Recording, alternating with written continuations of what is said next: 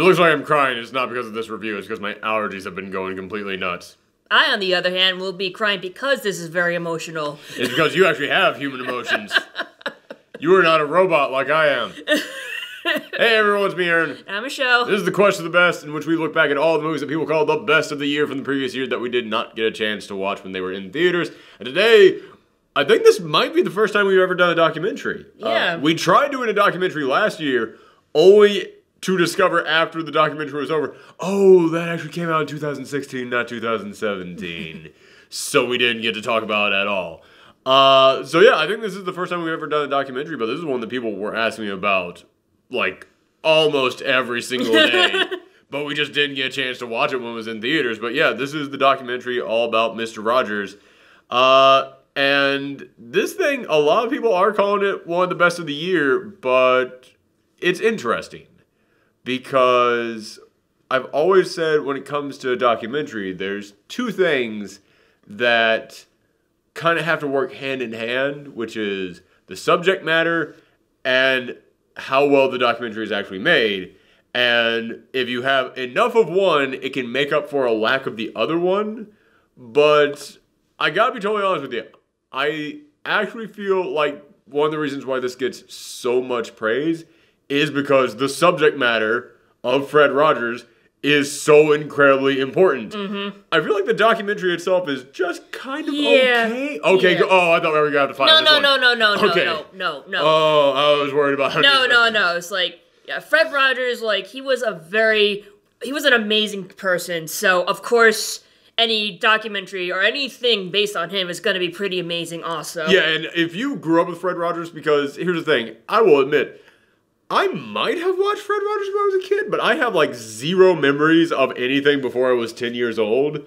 Like, I'm not kidding here. Like, my memory is horrible. Like, anything before I was 10 is, like, I might have a flash of something here or there. And I remember when I was around 10, like, I have one memory of, like, watching Fred Rogers. Why do I keep calling him by his real name? It's like Mr. Rogers' Neighborhood. Yes. That's the name of the show. I have, like, one vague memory from when I was around 10 watching Mr. Rogers' Neighborhood. Just being like, this is really kiddie-ish. And then, like, I never returned to it. But I might have watched it before that. But my point is, I have, like, no nostalgia for Mr. Rogers when I went into this thing. However, I still found it to be incredibly fascinating, because it's not like you don't know who Mr. Rogers is. Yeah, exactly. And it's like, yeah, I grew up with Mr. Rogers' Neighborhood, and it's like, it really stuck with me because it was so different from, like, all the other, like, children's programming at the time. It's like, most of the kids' programs are, like, bright colors and lots of singing and dancing because, you know, kids have short attention spans, so it's like you constantly, like, need something in their face to keep them entertained. But with Mr. Rogers, like, it's okay to be quiet and calm, and it's like, oh, it's relaxing time now. It's very zen. Yeah, it is. It's like ASMR, like, before we even knew what it was. That and Bob Ross. Bob Ross, yes. I was about to say. Yeah, like those two back to back. I remember, like, watching them with my Aunt Jean and everything after school, so. Yeah, I thought, again, I remember when, like, the one memory I have of watching it, I was just like, this, you know, I think this is, like, too young for me, which at 10 years old, like, yeah. Although I do know some people who watched Fred Rogers all the way into college, because, again, it is, like, a very, like, zen, relaxing thing, and after watching this, I do have a totally new appreciation for everything that he did, because, yeah, when I was a kid, I couldn't place my finger on what I didn't like, but it was just like, oh, yeah, that, like, kitty tiger puppet is, like, too young for me, like, I mean, don't get me wrong, I love the Muppets when I was a kid, but the Muppets were kind of, like, all ages. Like, the Muppets were, like, satire. They also, like, the Muppets, like, their mouths moved, so it's That's like, true. you felt like they were, like, their own character, whereas, like, the puppets in Mr. Rogers, like, you could tell it was just, like, a hand in a sock. People kind of treated them like they were puppets on Mr. Rogers, and I've always said the magic of the Muppets and what separates a Muppet from a regular puppet is that you treat Muppets like they're living individuals inside this world with you. So that was another thing that I always enjoyed about the Muppets. That was extended to Sesame Street, because even though I don't really remember a lot about what I watched when I was a kid, I do remember that I watched a lot of Sesame Street. Yeah, so did I. And that was always a little bit more like my vibe. But watching this, like, they go into how different Mr. Rogers was from everybody else. And one of them was like, yeah, there would be times in which he'd be like, do you want to know how long a minute is? And then they just turn it down, and then they would just sit and wait for a minute. And I was like, oh my God, can you imagine having just a minute of dead air? Oh my God. That's actually really bold. But there's a lot about Mr. Rogers that, again, I'm aware of Mr. Rogers, even though I didn't watch a lot of it. But there's a lot that we saw in this documentary that I had no idea Mr. Rogers ever did. Like what? Like he would do an entire week of specials talking to kids about death. I was like, what? Like, that's kind of stunning to me that he would take the time to address something that serious. But you look at the way that he would talk to kids, and he would realize that kids, they don't understand this stuff, but kids can learn. Like, yes. He never talked down to kids, but at the same time, he realized there was a difference between how you talk to adults and how you talk to kids. Yeah, like, he talked to them in a way that they could understand without, like, dehumanizing them. Yeah. And that was, like, something that Fred took to heart very seriously, never dehumanizing children. That's a brilliant way of putting it, yeah. Yes. But he got even more extreme than that, like, because you forget how long he was doing this. Oh, yeah. And after Bobby Kennedy was assassinated, he had an episode where, like, the little tiger was just talking, and then out of nowhere, the little tiger goes, what does assassinate mean? Yeah, that part you're just like, whoa! What? But the weirdest one to me is how the show began. Like, they're talking to this guy who basically runs the Mr. Rogers Museum, and he was talking about the very first week of shows that Fred Rogers did, and it was during the Vietnam War, or was it Vietnam or was it the Korean War? Wait, when did Fred Rogers begin? Sorry. Like during one of those two wars. But he had a show in which his King Friday the 13th puppet, he basically was going mad with power and was singing songs about, we don't like change, we want everything the same, because we're on top. And he was singing songs like, oh wow, that's really deep. And then he was like trying to kick other people out of Puppet Land. And then he goes, yeah, do you know what King Friday did? He built a wall. And I was just sitting there, I was like, oh my God. And then, like, the guy who was the head of the museum came back in to reiterate, this was his first week of shows. Like, this is how this dude started off. This dude started off by going, I'm going to make a show for children, and I'm going to teach them why fascism is bad. I was like, that's like number one on his list. God damn, Mr. Rogers. Like, that's like the thing is like, you think because he is so like mild-mannered, you don't think consider him to be like a badass, but like when it comes to like teaching kids about like, he was not afraid. No, he was exactly. fearless of this stuff. Like I remember, like in the beginning, they mentioned like, oh, television, it could be a great tool, but why is it used to like promote violence? You know, that's something that I loved about this. Is kind of like the origin of Mr. Rogers is that he was starting to be a pastor, which I saw another critic a minister, out there. I think. I thought he said whatever, minister. That was sure. But I saw this other critic out there saying that after he found out that Mr. Rogers was starting to be a minister, it made him go, oh, that's why Ned Flanders talks exactly like Fred Rogers. Like, oh, yeah, okay, I can see that now. Okay, all right. But he came home to visit his parents. And after he came home to visit his parents, he got introduced to television for the very first time. And he had no idea what it was. And he was like, this is an amazing creation. Oh my goodness, look at everything that this could do. But why is it only being used to throw pies? Like, everything he saw was just people throwing pies at each other, people doing slapstick. And he was like, this is just really dumb, and people are wasting the potential of this thing. And I kept thinking about how, like, in the 80s, like, so many cartoon programs aimed at kids were just bright, colorful commercials. Yeah.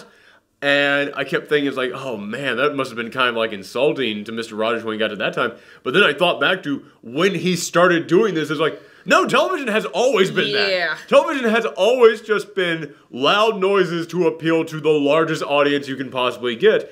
And it's starting to be that, yeah, back in like the 50s when people think of like, no, this is like the golden age. It's like, no, he was like, he looked around and was like, this is really dumb too.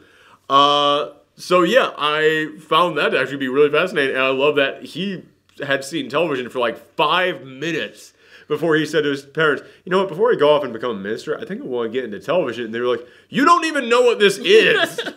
You just found out this exists 5 minutes ago. And that guy ended up basically changing children's television forever. But, like, that's really amazing, though, because usually, like, when people don't like something, they try to avoid it. Yeah. So it's like, but with him, it's like, no, I want to change this for the better. And that was basically his goal in life, to change everything for the better. Yeah, it really was. And the rest of the documentary, it gets into a lot of, like, the different characters who were on the show, which, again, all I really knew was the Tiger Puppet and the King Puppet. Like, I really had, like, no experience with anything else aside from this. But I love all the stuff about him talking about the police officer who he hired onto the show. And about how, like, in the 60s, there were all these stories of black people being kicked out of swimming pools. And he had an episode in which this police officer, he was just, like, washing his feet in this little tub in this little, like, kiddie pool outside. And then the police officer comes up and is like, oh, hi, officer, I'm just washing my feet. Well, that certainly looks like it'd be refreshing. You want to join me? Sure, I'll do it. And, like, the two of them are doing it together. It's like, man, that's a massive message at that time. That was a huge deal. So, yeah, Fred Rogers was a real badass. He was not afraid to go up against this stuff. But what I love is that they kind of delve into his psyche a little bit. And they talk about, no, he kind of was afraid of this stuff. Because they talk about how he basically used those puppets to be another side of himself. And the tiger, who was meant to kind of relate to kids and kids' insecurities and kids' fear of the world. And there would be interviews where he'd flat out say, it's like, yeah, listen, man, it's way easier for me to say I'm scared, I need a hug when it's coming from this little tiger than it is for me as a grown adult to say that. And that was really touching when you see that. And then you start looking at the tiger throughout the rest of this video, like, oh, shoot, everything that Tiger's saying is him. And it kind of breaks your heart to know, like, man, this guy is this beat up and sad and scared inside, but he's still, like, going out there. But he has, like, that way of getting it out, which is healthy for him. It's like he has, like, seen terrible things, which is why he wants to, like, make things good. Yeah. But here, I'm going to get into, like, a couple of things that I didn't really care for in the documentary. And, again, this has nothing to do with Fred Rogers himself. No. It has to do with the way that the documentary is made. There's some things in here that I feel like they skip over, and part of me wonders if they skipped over this stuff because they really were like, we can't possibly paint Mr. Rogers in a negative light in any way, shape, or form, but we still have to kind of mention these things, so they would mention stuff for a second and then quickly be gone with it. And, you know, we mentioned how the tiger was like his real self, his inside, but then there's a moment where they talk about, yeah, King Friday was also kind of him, you know, when he'd get into that leadership position, he was no nonsense, and then you would see like a clip of King Friday like, everybody must do what I say, and then it would be a clip of Fred Rogers like looking at videotape like, no, we're gonna do this again. And that was it. And then they never mentioned that part of him again. I was like, that really feels like you were setting up to talk about some other stuff in there. And maybe you looked at the footage and it was like, yeah, this might make him look like too negative. Let's take that out. And it was like, well, then don't put it in there in the first place. Like, it just felt very weird to me. And there's another one talking about the guy who plays the police officer. In real life, that actor was gay. And in the 70s, someone saw him going into a gay club. And Fred Rogers went up to him the next day and said, did you go to that gay club? And he goes, yeah. And he goes, you can't go back there anymore. Because if you do, then the sponsors will leave this show. And I can't let you destroy this show.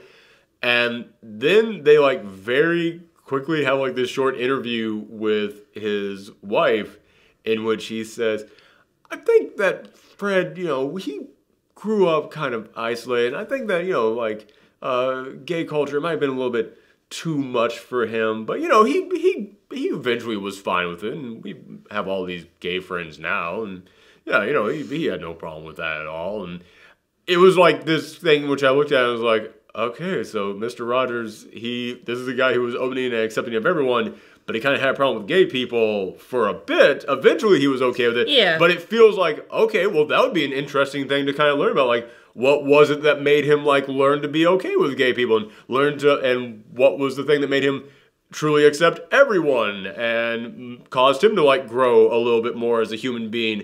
And no, they sweep that under the rug real quick because it's like, nobody wants to hear about any of that stuff. Let's just very quickly cut to them saying, like, he's okay with gay people now. And then there's a moment, like, right after that, like, right after the police officer is like, yeah, he told me that you can't go back there anymore. The very next thing in the interview with him is they have the police officer saying, it's like, I was sitting next to him during a shoot, and he was saying to all the kids out there, you deserve to be loved. And I was like, Fred, are you talking to me? And he says, I've been talking to you for 2 years. And then I just burst into tears and started hugging him. And I started thinking, like, wait a minute, 2 years, you started in 1967, you got busted, I won't say busted, but someone found you going into the gay club in the 1970s. It feels like these two things happened in this order, and they decided to put them in the film in this order to make it seem like there's a really nice wrap-up to that story. It's like, hold up a second now, that's some little editing trick that you did in there to make it seem like there's all wrapped up honky-dory now. So yeah, that was another thing which I was like, well, that'd be kind of like an interesting to kind of like see, like, what was Fred's kind of like process of like growing as a human being to kind of like becoming adjusted to this part of the world that he really didn't know anything about. And yeah, they just kind of was like, let's do a quick editing trick here to make it seem like that's how that worked out, and done. And let's very quickly just say, like, no, he grew, he realized it all, but you don't want to hear about that long process. So let's just quickly get that out of the way. It's like, that kind of been an interesting thing to put in here. Like, it would have made it feel like more human. Yeah, another part of that, yeah. Yeah, because it's like we usually see like Mr. Rogers as like this like saint almost. There is a moment in which they are interviewing his kids, which, by the way, I love that you see his kids and they're just like, we did not follow in our dad's footsteps at all. But one of the reasons why they didn't really try to follow in their dad's footsteps is they're interviewing one of his sons, and he's just like, my dad was basically Jesus. How do you live up to that? And it's like, yeah, we constantly see Fred Rogers as being a very saintly guy. And yeah, it would kind of have been more interesting to see, like, okay, well, here's one flaw that he did have as a person, and here's how he got over that flaw. Yeah. Here's how he kind of, like, grew a little bit more. And again, it's the fact that, like, well, we kind of have to mention it, but if we mention it for too long, it might paint him in too much of a negative light, so let's just very quickly get rid of that. It's like, that's kind of like, that's why I say, like, the subject matter in this is great. Documentary itself is kind of just okay, which, that's not saying that's my score. My score is not okay, because when it comes to a documentary, those are the two halves. But speaking about Mr. Rogers and his relationship with the gay community, there is a moment in here in which they bring up all these rumors that had been going around that Mr. Rogers was secretly gay himself. And they interviewed the police officer and I was like, listen, I'm gay and I was sitting next to the guy for 20 years. Trust me, if he was gay, I would have known. But then they go into the other rumor out there that he was like a Navy SEAL who that was a rumor I definitely heard about. I didn't quite hear that. I heard that he fought in Vietnam. Yeah, like I heard like he fought in Vietnam, and because he was like so traumatized with all the violence, they decided to like use like television to like promote like happiness and peace. That's the rumor that I had always heard. I had never gotten into like he was a Navy SEAL and he had tattoos for every person he killed on his arms. That's why he always wore sweaters, and like I never heard any of that stuff. But I did hear that, like, no, he fought in a war, saw horrible things, and that's why he wanted to do good stuff. And they address, like, no, that's not true. That's not true at all. And there's a great line in here about Mr. Rogers, which is they say, I think one of the reasons why there's so many bizarre rumors about him is because it's so rare for us to see somebody who is just this genuinely nice and just this genuinely uplifting of a person that we can't handle it, so we try to look for an explanation for him. By the way, I am really far over. Bam, there we go. Sorry, I should have done that before we started recording, but it just hit me. But like that's another reason why Mr. Rogers is like such a great person, because the person he is on TV is the same person he is in real life. Yeah, and yeah, which actually, there are a few moments of like behind the scenes stuff in here in which it was genuinely shocking to me. Like how he wasn't always just a children's performer.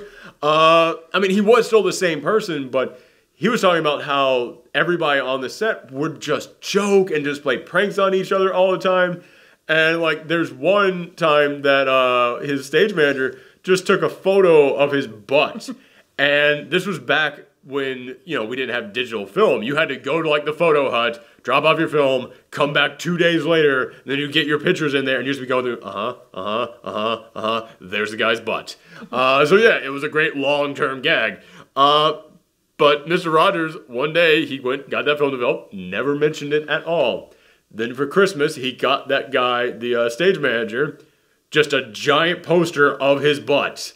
I was like, holy cow, Mr. Rogers can play ball every now and then. Like, yeah. Mr. Rogers, like, this is the guy who actually would, like, joke around with the other people on his staff. And you saw video footage of the people on his staff back in the 70s. It's like, yeah, man, it's what you would expect from a, you know, television crew back in the 70s. Like, long bearded hippie people. So yeah, it's like Fred Rogers was kind of someone who could play around with the long bearded hippie people. I say that as a short bearded hippie person. I also learned a couple things that I never knew about Mr. Rogers in here. Like, I thought he just did his show for like 40 years. Mm-hmm. I didn't know that there was a period of time, like back in the 80s, where he just stopped. Yeah, I didn't know about this either. Like, he just stopped so that he could now do a show for adults.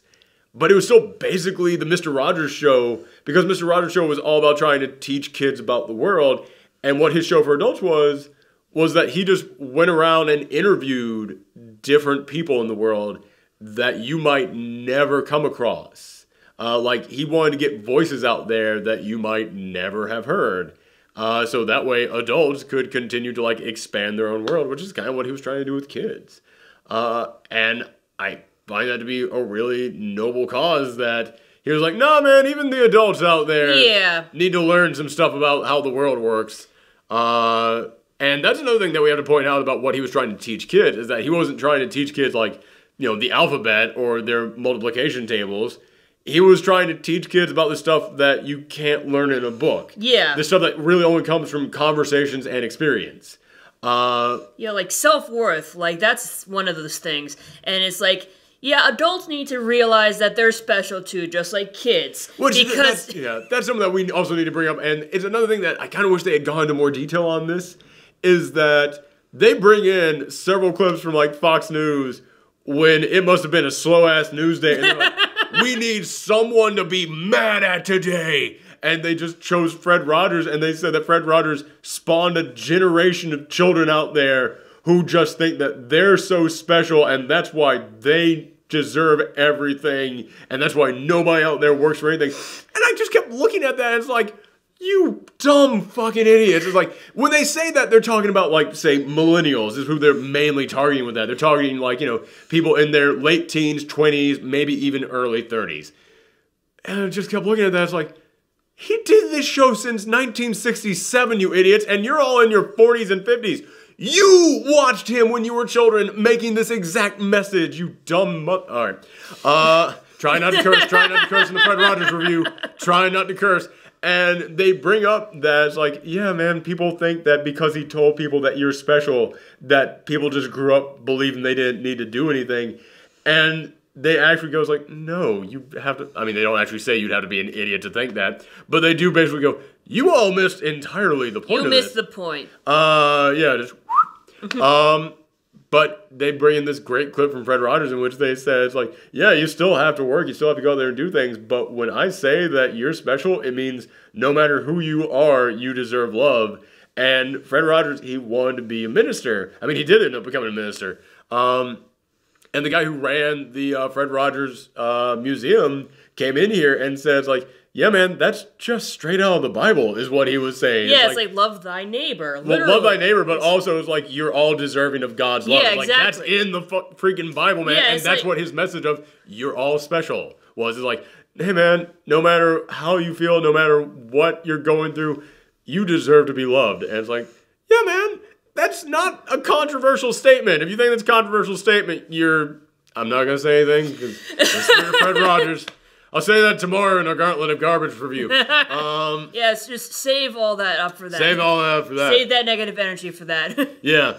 But it's like, because, like I said before, like, I grew up Roman Catholic on my mother's side, so it's like a lot of like Mr. Rogers' teaching isn't just for Christians, but like for everybody, and like I feel like that's really important. It's like if you look into most religions out there, there's text in their holy books about you deserve to be loved by God. Exactly, it's a universal thing. Yeah, and like the fact that there are like Christians out there who was like, oh, God hates. Oh, when they talked about. Oh, yes. Man. Oh, that made me so upset. It's like, how could you talk about that about your own people? Like, just. What we're talking about is that when Fred Rogers died, there was protesters from like the. God, what's that? You all know the evil church out there. I don't even want to think about them. Like, the extremists, basically. Like, not really, but. But there were all these protesters there who came up and were saying, like, God hates Mr. Rogers. And they said, like, well, why do you think this? And they said it's because he supported, like, homosexuals.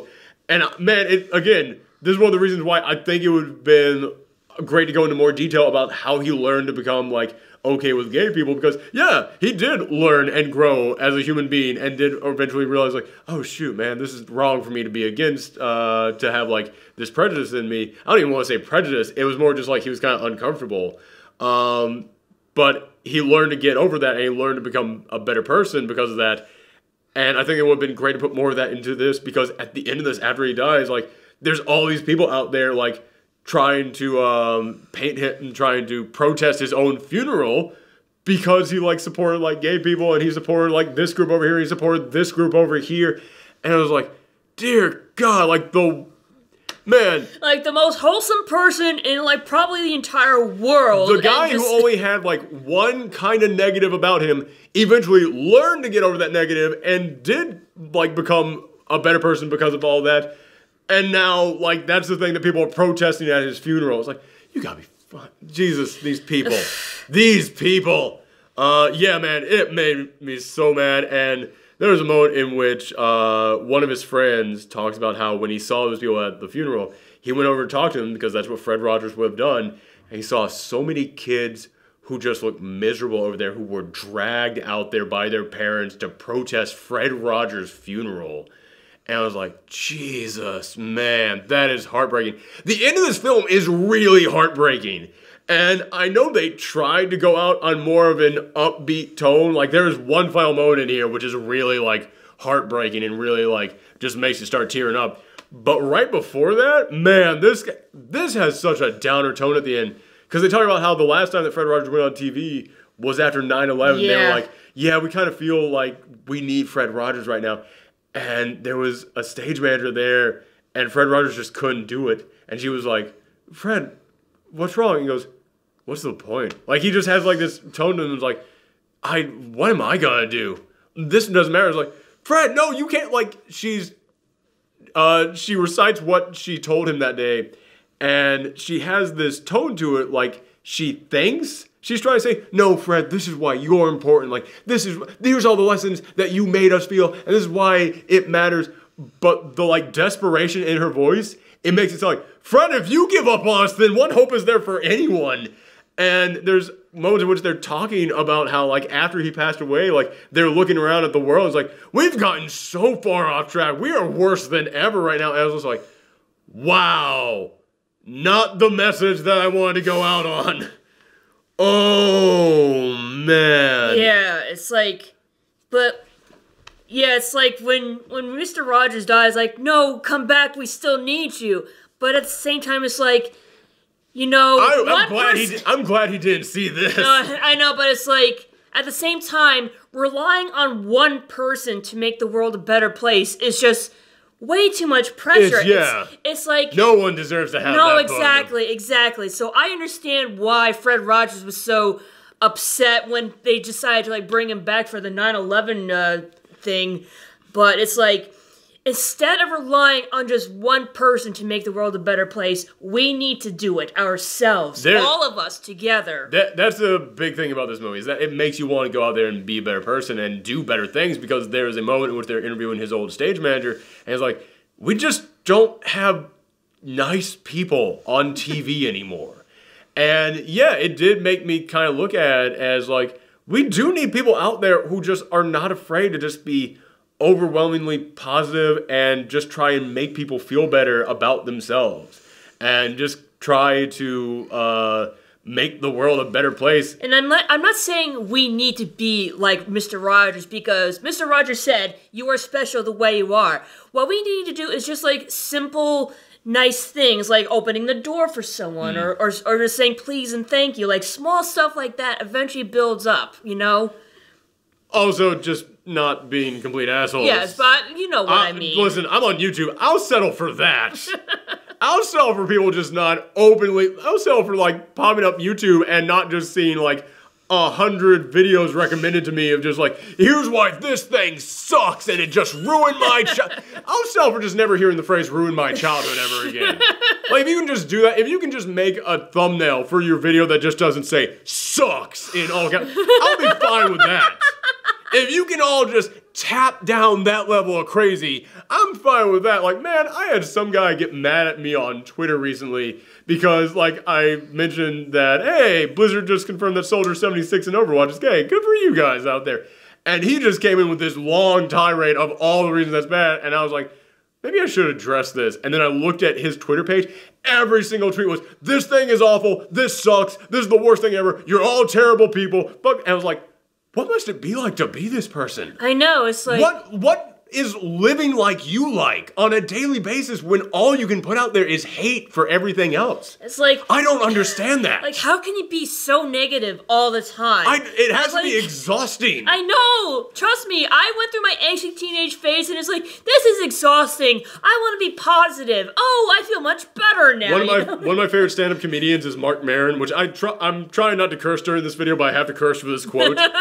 Mark Maron, he had this speech that he gave this bit that he gave when he was like in his 40s, I believe. So it was older than I am now, in which he gave his realization.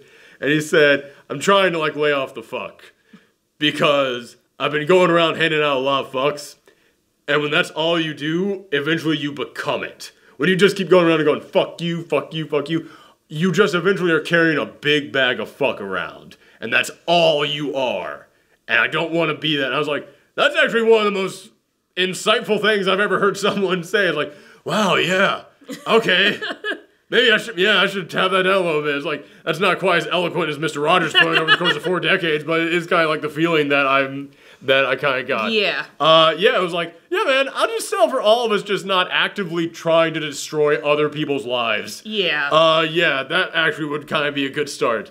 Yeah, there's a moment in which they try, like, they don't say it in this, but I've seen other critics out there saying, it's like, can you imagine what Fred Rogers would be like if he saw the internets? Dear God. Like, I think he would treat the internet the way he treated television. Yeah. But he probably wouldn't try to read the YouTube comments. No. But okay, anything else to say about this? We will say how it ends. I guess... I mean, I was like, we pretty much, like, covered everything about Mr. Rogers, but, like, not really in the documentary, like, per se, but... yeah, I mean, the way that this goes out is that they have, like, it goes out on a high note, the documentary. As high of a note as you can get, considering the... like, after all that depressing crap that they just did, they do have a moment in there in which he says, like, yeah, just take a minute of your day just to think about the people who are important to you and got you to where you are. And then they just hold on all the people they interviewed, just sitting there for a minute, and you can just see the wheels turning in their head, just they're thinking about the important people in their lives. And man, that is it. I don't want to say it beats you down because that makes it sound like it depresses you, but it's like it does make you just start bawling. Yeah. Like, it is hard not to cry at that. Yeah, like, again, I'm glad that I didn't see this in theaters because I would say it'd be hard for me not to cry in that audience, but you know that entire audience. Oh, yeah, absolutely. Yeah. So what do you give this? I'd probably give this a 9, maybe an 8.5 because of the way the documentary was filmed. But, like, because Mr. Rogers is such an extraordinary and unique person, and because, you know, he was part of my childhood, so I kind of hold him in high regard. So. I think the impact that Mr. Rogers had on you when you were a kid or, like, throughout your life is going to affect a large portion of how you view this film. I'm giving it an 8.5 because to me, as I said, when it comes to documentaries, the subject matter and how it's made are kind of the two things you have to balance. I think how it's made is like a 7. Like it's okay. Yeah. It's pretty good. It's basically subject matter. Yeah, subject matter is a 10. So yeah. like. Yeah, so like it's out. basically your run-of-the-mill documentary. It's a very standard documentary. Yes. Which I've seen some documentaries out there about subject matters. I was like, this is kind of boring and no one cares, but it's made so incredibly well that like I loved it. This one, like, if it was not about this fascinating of a person, it'd be like, it's fine. I kind of feel like we were the same way about Bohemian Rhapsody with Freddie Mercury. Yeah. Oh, I see what you're saying. Yeah. I would say I'm even further apart on those ones because like if you like the fact that I like Queen is the only thing that got me through that. Man, I don't know if you heard me, but you were in the other room when they won the Golden Globe, yeah. and I don't know if you heard me just go, what? And I'm seeing all these people going, oh, it's a wonderful salute to Queen that they did. I was like, yeah, but it's not a wonderful salute to the movies. That movie's not good. Queen is good. The songs are good. Freddie Mercury, the person, was good. This movie is just a jumbled, mixed up box of puzzle pieces that kind of sort of look like his life. Oh my God. Sorry, I've had that in me for like 3 days right now. I had to get that out. Who knew it was going to come out in the Fred Rogers review? Oh my God. And, jeez. Man, when Rami Malek is a great actor, and I even said, even though I had problems with the movie, I think that dude deserves a nomination for this. I think that he did a great job. But when he got up there to accept it, he said, like, he talked about the accuracy of this film. I was like, get out of here. None of this is real. Okay, it's real, but like they jumbled all the pieces around, and then other parts they just completely made up. I just found out the other day, like I knew some things were fake in that thing when we watched it. I just found out the other day, the guy that Mike Myers played, the guy who was like, listen, Bohemian Rhapsody will never work. You're never gonna play this town again. That guy did not exist. That guy was a fictional character they created for this. I don't even mean his personality. I mean, that guy did not exist. I was like, what the get out of here with this. With your accuracy and your actual depiction of his life. Jesus. Anyway, the Fred Rogers documentary is really good. I have been sitting on that for days. Oh, man. So anyway, thank you guys for tuning in. Come back tomorrow for the Gauntlet of Garbage. It feels bad doing the Gauntlet of Garbage after we just got done talking about how Fred Rogers wanted the world to be a better place. But yeah, but there's still crap out there. Hey, man, sometimes venting at a bad movie is fun, and it does bring joy to other people, so that's how I'm going to rationalize this and try and sleep at night. Bye, everyone. Bye.